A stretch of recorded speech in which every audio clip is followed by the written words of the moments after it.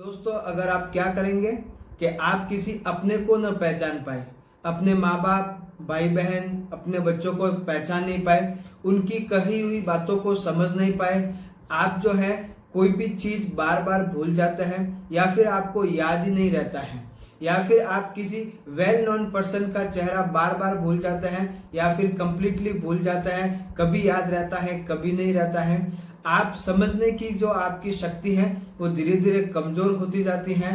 तो बहुत सारे लोग इस बीमारी से जूझ रहे हैं। स्पेशली यह एक यूरोपियन कंट्री की बीमारी होती है, लेकिन एशियन कंट्री में भी ये बीमारी बहुत ही अच्छे से पाई जाने लगी है। दोस्तों, आज हम बात करेंगे एक मानसिक बीमारी के बारे में जो बढ़ती हुई उम्र के साथ होती है और धीरे धीरे करके ये बढ़ती जाती है। एक स्टेज ऐसी भी आती है कि इंसान को कुछ समझ नहीं आता कि उसके करना क्या है। वो न तो किसी की बोली हुई बातों को समझ पाता है, न किसी को ठीक ढंग से पहचान पाता है, न कभी कोई उसको अपॉइंटमेंट या मीटिंग का याद रहता है, न ही कोई वो अपनी रखी हुई चीजों को ठीक ढंग से याद रख पाता है। दोस्तों, ये बीमारी होती है अल्जाइमर डिजीज। तो आज हम पढ़ेंगे अल्जाइमर डिजीज के बारे में। इससे पहले कि हम इस डिजीज के बारे में चर्चा करें, मैं आप लोगों से गुजारिश करना चाहता हूं कि अभी तक अगर आपने हमारे चैनल को सब्सक्राइब नहीं किया है तो हमारे चैनल को सब्सक्राइब कर दें, बेल नोटिफिकेशन को ऑन कर दें और उसको ऑल पे सेट कर दें ताकि आपको अगले वीडियो की जानकारी नोटिफिकेशन के द्वारा पहुंच जाए।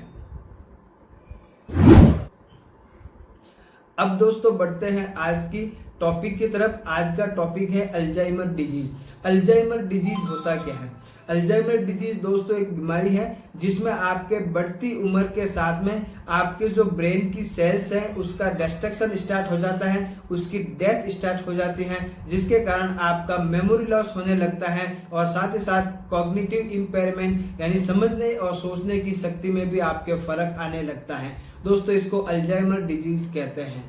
सामान्यतया यह बीमारी बढ़ती हुई उम्र के साथ में बढ़ती जाती है, लेकिन आपको अगर कुछ एक पहले से मानसिक बीमारी है, जैसे किसी को डाउन सिंड्रोम वगैरह होता है, तो यह बीमारी आपके नॉर्मल उम्र से 10 से 15 साल पहले भी आ सकती है अगर किसी को पहले से कोई मानसिक बीमारी है तो। अब दोस्तों, cause of Alzheimer disease. Alzheimer disease होने के कारण क्या है? तो दोस्तों, अल्जाइमर डिजीज होने के मेन दो कारण हैं। दो प्रोटीन होते हैं जिसके कारण से आपको अल्जाइमर डिजीज होती है। पहला होता है बीटा अमाइलॉइड, दूसरा होता है टाउ प्रोटीन। अब दोस्तों, बीटा अमाइलॉइड कैसे प्रभावित करता है अल्जाइमर डिजीज को? दोस्तों, बीटा अमाइलॉइड एक प्रोटीन होता है जो आपके ब्रेन सेल्स के बाहर पाया जाता है, एक्स्ट्रा सेल्यूलर जो पार्ट होता है उसमें पाया जाता है, और ये इसके जो फ्रेगमेंट्स के क्लस्टर बन जाता है यानी प्लेक बन जाता है, यानी वो जम जाता है उसके बाहर के साइड में। सेल्स जो होती हैं, जैसे न्यूरॉन्स वगैरह होता है ब्रेन के अंदर, सेल्स जो होती हैं उसके बाहर की साइड में आसपास के एरिया में इसके प्लेक बन जाते हैं, जिससे जो सेल्स टू सेल्स कम्युनिकेशन होता है वो डिस्टर्ब हो जाता है, उसका डिस्ट्रक्शन हो जाता है और आप में अल्जाइमर डिजीज के सिम्टम्स देखने को मिलते हैं। अब दूसरा जो इसका कारण है वो होता है टाउ प्रोटीन। अब दोस्तों, टाउ प्रोटीन जो होता है वो इंट्रासेल्यूलर के रूप में आपके अल्जाइमर डिजीज के सिम्टम्स लाने में मदद करता है। आपके इंट्रासेल्यूलर प्रोटीन पाया जाता है जो आपके सेल्स के अंदर जो माइक्रो न्यूट्रिएंट्स हैं, इसेंशियल न्यूट्रिएंट्स हैं और इसेंशियल मटेरियल्स हैं उसके ट्रांसपोर्ट में काम आता है। ये क्या करता है? एक माइक्रो ट्यूबुल्स के रूप में आपके जो न्यूरॉन्स के अंदर जो बॉडी होती है, बॉडी से ये डेंड्राइट्स तक जो है आपके न्यूट्रिशन पहुंचाने का काम करता है और इसेंशियल मटेरियल पहुंचाने का काम करता है। अब दोस्तों, ये टाउ प्रोटीन करता क्या है कि आपके ये शेप जो है उसका चेंज कर देता है, जिसको हम न्यूरोफिब्रिलरी टेंगल कहते हैं। जब ये न्यूरोफिब्रिलरी टेंगल बन जाता है, उसका शेप चेंज हो जाता है, तो आपके जो इसेंशियल जो न्यूट्रिएंट है या फिर इसेंशियल मटेरियल का जो ट्रांसपोर्ट होता है वो आपके सेल्स टू सेल्स में वो डिस्टर्ब हो जाता है और डिस्ट्रक्शन हो जाता है, और उसके प्रभाव से आपके अंदर अल्जाइमर डिजीज के सिम्टम्स देखने को मिलते हैं। तो दोस्तों, अल्जाइमर डिजीज होने के मुख्यतया दो कारण हैं।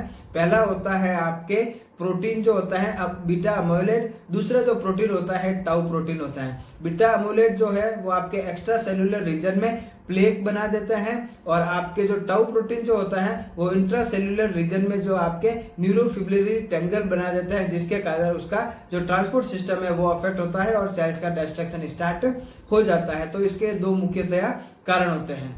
अब दोस्तों अल्जाइमर डिजीज के टाइप कौन से हैं? मुख्यतः अल्जाइमर डिजीज के 3 टाइप होते हैं।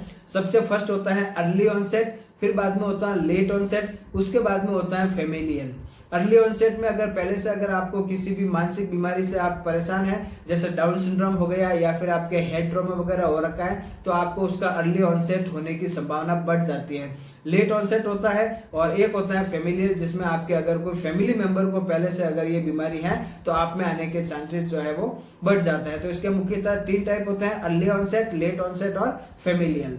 दोस्तों हम इसके कुछ सिम्टम्स के बारे में बात करेंगे। साइन एंड सिम्टम्स क्या देखने को मिलते हैं जिसके अकॉर्डिंग हम पता लगा सकते हैं कि इसको अल्जाइमर डिजीज के जो सिम्टम्स है वो दिख रहे हैं, इसको अल्जाइमर डिजीज हो सकती है। तो दोस्तों सबसे इसमें सिम्टम्स सबसे फर्स्ट में ये आता है कि पेशेंट का जो है वो मेमोरी लॉस होने लगता है, यानी वो जो है शॉर्ट टर्म मेमोरी लॉस हो सकता है या फिर कई बार लॉन्ग टर्म मेमोरी लॉस भी होता है। कई बार एंटायर मेमोरी लॉस की संभावना भी मिल जाती है जब धीरे धीरे उसकी जो बीमारी है वो बहुत बढ़ जाती है। इसमें पेशेंट बराबर से लिख नहीं पाता है, पढ़ नहीं पाता है और समझ नहीं पाता है। इसमें पेशेंट कई बार अपने रिलेटिव को या वेल नोन पर्सन जो होता है उसको भी कई बार भूल जाता है, पहचान नहीं पाता है।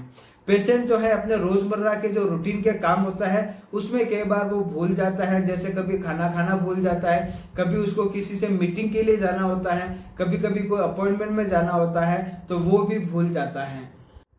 कभी कभी पेशेंट को लगता है कि उसके आसपास में से कोई गुजर रहा है, उसके आगे से कोई जा रहा है, उसको हेलुसिनेशन टाइप होता है, स्पेशियो विजुअल जो डिस्टर्बेंस है वो देखने को मिलता है। वो कोई भी जजमेंट नहीं ले पाता है, कोई भी टास्क जो है वो कंप्लीट नहीं कर पाता है। इस तरीके के सिम्टम जो है वो भी आपको इसमें देखने को मिल जाता है। पेशेंट की जो पर्सनैलिटी होती है वो आपके चेंज होने लगती है। साथ ही साथ पेशेंट जो है वो डिप्रेशन में रहने लगता है, उसका मूड स्विंग होने लगता है, यानी कभी कभी तो वो बहुत खुश नजर आता है, अगले ही पल में वो बहुत ही उदास आपको लगने लग जाता है। कभी कभी वो रोने लग जाएगा और कभी कभी अगले ही पल में वो आपके हंसने लग जाएगा। साथ ही साथ उसमें सोशल विड्रॉल देखने को मिलता है, उसकी सोशल लाइफ से वो किनारा करते हुए पाया जाता है, जैसे समाज में सोसाइटी में जाना नहीं है, किसी से बात नहीं करनी है, किसी को अपनी सुनानी नहीं है या फिर किसी से कुछ भी सुनना नहीं है। सोशल विड्रॉल उसमें अच्छे से देखने को मिल सकता है। पेशेंट्स में इरिटेबिलिटी देखने को मिल जाएगी, साथ ही साथ एग्रेसिवनेस देखने को मिल जाएगी, साथ ही साथ उसके चेंज इन स्लीपिंग हैबिट आपको देखने को मिल जाएगा, यानी उसकी स्लीपिंग हैबिट है उसमें आपको चेंज देखने को मिल सकता है। अब दोस्तों इसके क्लिनिकल एग्जामिनेशन कैसे करना है? क्लिनिकल एग्जामिनेशन में वही हम इसके देखेंगे कि उसके सिम्टम्स क्या क्या है, मेंटल सिम्टम्स क्या क्या है, साथ ही साथ आपको पूरी पिक्चर समझ में आ जाए। जो सिम्टम्स आपके अल्जाइमर डिजीज में देखने को मिलते हैं, अगर वो सारे के सारे सिम्टम्स आपको उस पेशेंट में देखने को मिलते हैं तो आपको फिर आगे की प्रोसेस करनी चाहिए। इन्वेस्टिगेशन के लिए कुछ रूल आउट के लिए, कुछ आपको डायग्नोसिस करने के लिए कुछ इन्वेस्टिगेशन, कुछ सिटी स्कैन, कुछ इमेजिंग, कुछ MRI वगैरह या कुछ ब्लड टेस्ट आपको कराने चाहिए ताकि आप कंफर्म हो सके कि हाँ इसको अल्जाइमर डिजीज ही है। तो अब दोस्तों आगे इसका डायग्नोसिस कैसे करना है, उसके लिए हम उसके पहले तो सबसे फर्स्ट जो है वो MRI ब्रेन कराएंगे, उसके ब्रेन का MRI कराएंगे, जिससे आपको पता चलेगा कि उसके अंदर सेरेब्रल एट्रोफी है या कुछ और रीजन तो नहीं है। बाद में हम उसका थायराइड प्रोफाइल करा सकते हैं। कई बार थायराइड प्रोफाइल जो होता है उसमें डिस्टर्बेंस की वजह से ये सारे के सारे सिम्टम्स देखने को मिल सकते हैं। उसके अंदर विटामिन डिफिशियंसी या फिर उसके इलेक्ट्रोलाइट के टेस्ट करा सकते हैं हम, उसकी वजह से भी उसके जो बार बार जो है ये सिम्टम्स आने लग जाते हैं। कई बार पेशेंट के सडनली रिकरेंट आपके इलेक्ट्रोलाइट इम्बैलेंस होते रहते हैं, तो इस तरीके के जो सिम्टम्स है वो आपको देखने को मिल सकते हैं। आप सिटी ऑफ हेड करा सकते हैं, उसके सर का जो है हेड का वो सिटी स्कैन करा सकते हैं, उसमें भी आपको फौरी तौर पे पता चल जाता है कि आपके उसमें अपने अल्जाइमर डिजीज के सिम्टम्स या फिर आपके कोई सेरेब्रल एट्रोफी वगैरह तो नहीं है जिसकी वजह से ये सिम्टम्स दिखाई देते हैं। पेट स्कैन करा सकते हैं, पॉजिट्रॉन इमिशन टोमोग्राफी जिसको बोला जाता है, वो पेट स्कैन करा सकते हैं, उसमें भी आपको कई बार समझ में आ जाता है। आप FDG पेट करा सकते हैं, फ्लोरोडिऑक्सी ग्लूकोज जो होता है उसमें आपके जो एरिया जो है वो आपके पता लग जाता है कि आपके जो पुअरली मेटाबोलाइज एरिया कौन सा है, ऐसा कौन सा एरिया है जहाँ पे मेटाबोलाइजेशन आपकी पुअर है, वो पता लगाने के लिए आप जो है FDG पेट भी करा सकते हैं। उसके बाद में आपके जो है टाउ पेट करा सकते हैं और साथ ही साथ बीटा अम्लोइड पेट स्कैन भी करा सकते हैं, जिससे आपके इसके जो शेप और साइज में है या फिर इसके प्लेक तो नहीं जमा हो गए हैं वो आपको पता चल जाएगा, जो आपके अल्जाइमर डिजीज को बढ़ाने में बहुत ही ज्यादा महत्वपूर्ण ये भूमिका निभाते हैं। तो दोस्तों ये तो हो गए इसके डायग्नोसिस। अब हम चलते हैं इसके ट्रीटमेंट की तरफ। उसमें कौन से ट्रीटमेंट आपको देने होते हैं। तो सबसे पहले जो है आपको जो मैनेजमेंट करना चाहिए, अगर आपको ऐसे अल्जाइमर डिजीज के पेशेंट है अगर कोई मिलते हैं तो उसमें जो है लर्निंग हैबिट्स या फिर लर्निंग क्लासेस उसको करानी चाहिए। उनको ऐसे जो कुछ स्पोर्ट्स होते हैं जो याद रखने में, उनके कोई गेम्स स्पोर्ट्स खेलना वगैरह, ऐसी उसको कुछ हैबिट डालनी चाहिए जिससे वो याद रख सके। कुछ ऐसे ऑब्जेक्टिव के तौर पर उसको याद रखने चाहिए कि हाँ इसको ये बोला जाता है, ये रखा जाता है, तो ऐसे करके उसकी मेमोरी को बढ़ाया जाना चाहिए। ड्रग में आप कोलिनेस्टरेज इनहिबिटर जो है वो यूज कर सकते हैं, जिसमें आपके रिवास्टिगमिन आता है, डोनेप्जिल आता है, साथ ही साथ आपके गैलेंटेमाइन आता है। ये इस तरह के जो ड्रग है वो आप यूज कर सकते हैं। इसमें सबसे फर्स्ट लाइन ड्रग में जो है वो डोनेप्जिल और रिवास्टिगमिन जो यूज किया जाता है बहुत ही इफेक्टिव साबित होता है। दूसरा जो होता है इसमें मेमेंटिन ड्रग जो होता है वो यूज कर सकता है। तो ये दो तीन तरह के ड्रग जो है वो आप अल्जाइमर डिजीज में यूज कर सकते हैं। अब दोस्तों चलते हैं कुछ होम्योपैथिक मेडिसिन की तरफ। ऐसी कुछ होम्योपैथिक मेडिसिन अवेलेबल हैं जो आपके अल्जाइमर डिजीज में काम आती है। तो डेफिनेटली बहुत सारी होम्योपैथिक मेडिसिन जो है वो पेशेंट के सिम्टम्स के अकॉर्डिंग दी जाती है और उसमें आपके अल्जाइमर डिजीज में आपको फायदा मिलता है। तो कुछ होम्योपैथिक मेडिसिन की हम यहाँ पे बात करेंगे जो आपके अल्जाइमर डिजीज में काम आती हैं। अब दोस्तों अगर आपको अल्जाइमर डिजीज है और आप में फॉरगेटफुलनेस है या बार बार भूल रहे हैं तो उसमें आपको सबसे पहले जो है वो अनाकार्डियम ओरिएंटल मेडिसिन लिया जा सकता है। जो आप बार बार जो चीजें भूलते हैं उसके लिए मेडिसिन बहुत ही अच्छे से वर्क करती हैं।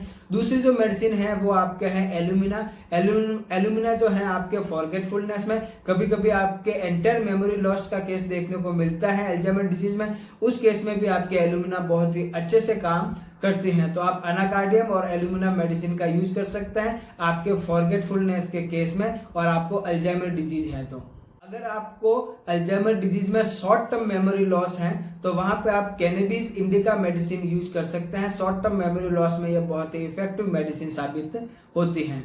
अगर आपके अल्जाइमर डिजीज में इस तरह के सिम्टम्स दिखे कि पेशेंट जो है वेल नोन पर्सन को भूल जा रहा है, यानी अपने बेटे को, बाप को, भाई को, उसको अगर बार बार भूल जा रहा है तो वहां पे आपके मेडोरिनम मेडिसिन यूज किया जा सकता है। ये इसका स्पेसिफिक सिम्टम जो है इसमें मिलता है कि वो आपके वेल नोन पर्सन को बार बार भूल रहा है।